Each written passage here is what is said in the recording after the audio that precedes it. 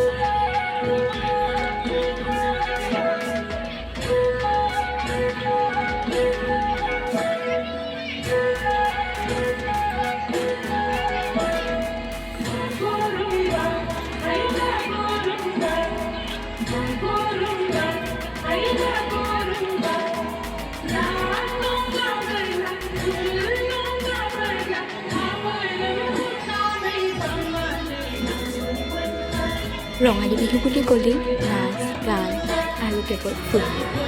যিহেতু বিদ্যালয়ত নিমন্ত্ৰণ কৰি অনা গায়ক আছিল, ছাত্ৰ ছাত্ৰীবোৰতো ফূৰ্তিৰ সীমাই নাই। কি ক'ব, নাচিছে আৰু নাচিছে, খুব ফূৰ্তি কৰিছে সিহঁতক।